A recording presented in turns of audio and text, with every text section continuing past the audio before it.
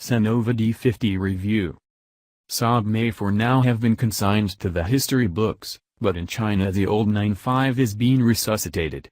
Unlike SAIC, whose RO 750 had little difference to the old Rover 75, this project has been 4 years in the making and is no Saab doppelganger.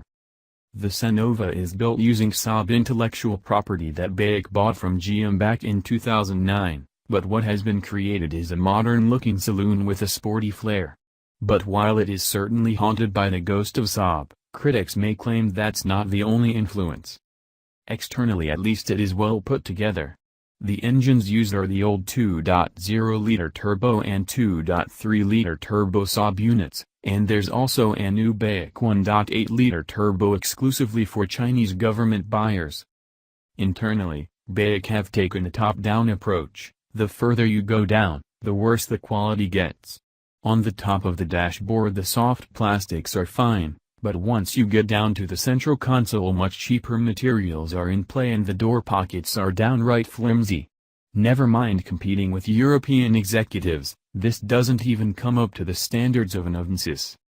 With a black dash accentuated with fake wood and chrome, complemented by sporty-looking red-stitched black leather seats, the overall look is aesthetically pleasing.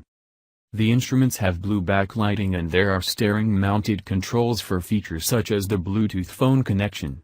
Harking back to its Saab heritage, the Senova has its start-stop button located on the central console in front of the gear selector. There is also a familiar night panel button to dim non-essential instrument lighting at night. Where the Senova excels is equipment spec. As can be expected, there is the now ubiquitous touchscreen infotainment system, but this is complemented by electrically adjustable driver and passenger seats which have both heating and a fan, not that the latter works well. In the luxury trim there is a 12-speaker Bose sound system. Safety has not been neglected.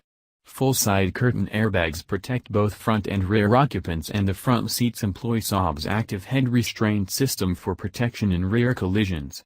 Blind spot warning indicators on the mirrors are standard. On the road the Senova doesn't live up to its sporty promise. The Saab-derived 2.0T unit is more than 15 years old and it shows.